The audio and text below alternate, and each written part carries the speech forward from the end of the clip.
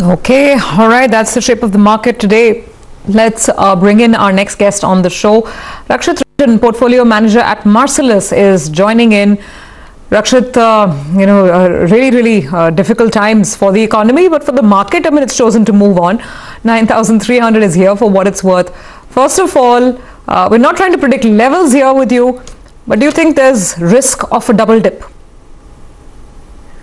Well, there is always a risk for an upward or a downward move at any point of time. The disease outbreak is not behind us. The lockdown hasn't opened up, and hence things that drove the market downwards in March are still prevailing. Still, the market has gone up. But again, as I said, you can never predict short term. Maybe this is a recovery. Maybe this is not yet a recovery. No idea on that. Rakshit, hi, good afternoon. But you have to manage money at the end of the day. So, how do you manage your portfolio right now? Is there a cash call that you're taking, or are you fully deployed? What's the portfolio call? Yeah, sure. So that's our approach towards managing money is from a buy and hold perspective.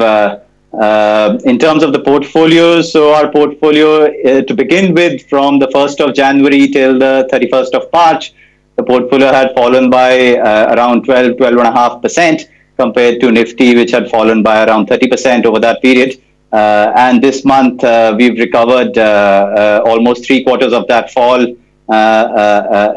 in a span of 21-22 days. So we are less than 5% below the 1st January levels, or maybe after today's move, maybe closer to the 1st January levels. So there hasn't been a drawdown which we could have timed. We always expected this sort of a resilience, and hence we don't take any cash calls. Our approach is that the portfolio construct that we have currently, we believe, is actually a massive gainer, massive beneficiary in terms of being able to consolidate market share thanks to the crisis. So that's one main reason for the resilience, as well as our position of staying invested. Okay. Rakshit, how much weightage does pharma have on your portfolio in terms of just the part of the overall pie? And what's your sense? Would you look to buy more pharma stocks? It's interesting, but it's not like any of the Indian companies right now have a cure to the disease, but pharma stocks have been on such a huge tear. Yeah, so we hold two pure play pharma companies, Divi's and Abbott, and we have Dr. Lal PathLabs, which might be considered to be pharma, although we believe it's more retail. And the three of them together are somewhere around 15-17% of the portfolio overall. We've just lost that line. I think he said Divi's and Dr. Lal among some of the pharma stocks. We'll try and... Okay, Rakshit, sorry we lost you there. You said you hold Divi's, Dr. Lal. What's the third stock? And please continue there with your stance. Abbott. Yeah, please continue. Sure. So Divi's, Abbott, and Dr. Lal are the three stocks. Although Dr. Lal we don't think is a pharma stock, but yeah, it's a retail stock in the healthcare space.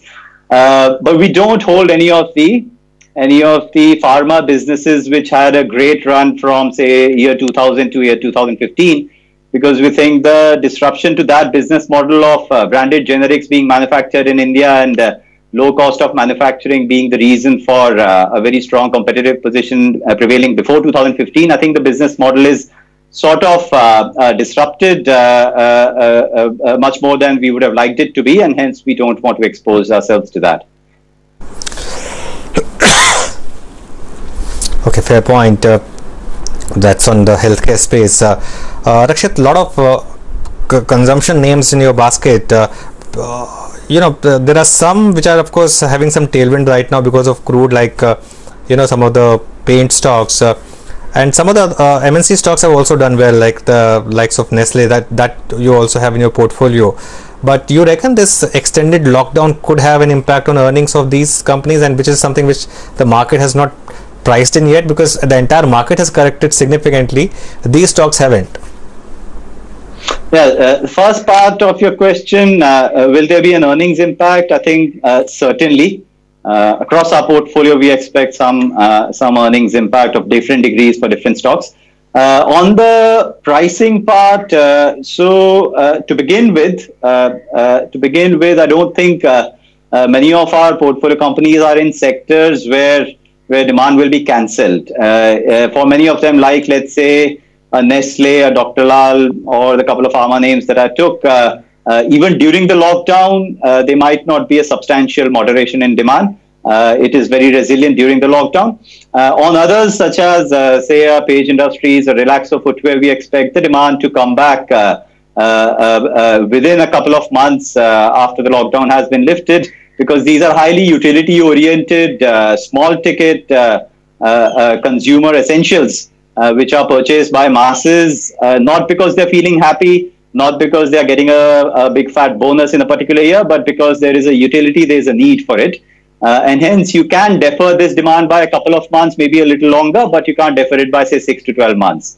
On the paint side, certainly, yes, we expect demand to be affected for a little longer, because we don't want, I mean, as homeowners, we might not be very comfortable with a lot of labor workforce entering our households immediately after the lockdown. So the deferment might be a little longer. But then there, as you said, there's a tailwind from the crude oil price. The reason why we believe that the stock prices, they're justified to be held up at a stock specific level is it's not just about the next 6 months of earnings really which have to be factored in.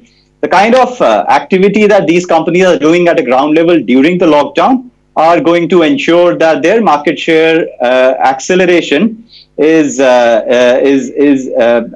sort of or market share consolidation gets accelerated over the next 2-3 years compared to what it would have been without this crisis. Okay, Rakshit, final question from my side. Just want to get your thoughts on financials. And you hold some of the larger banks. I think Bajaj Finance, we were discussing that actually with your colleagues as well the other day. But specifically on financials, what's the thought process now? Because some of the corporate lenders like ICICI Bank, Axis, they've gotten extremely volatile in trade these days. Yeah, I mean, in lenders, amongst lenders, the way to pick up a winner, I think, is a simple two-step thought process. One, will the lender be able to survive without, say, capital infusion? Will it be able to survive with the kind of asset and liability side of the balance sheet it already has? And secondly, at the other side of the crisis, once the lockdown is behind us, over the next 2 or 3 years, for sure, competitive intensity will be very modest, and hence, will a lender be able to capitalize on?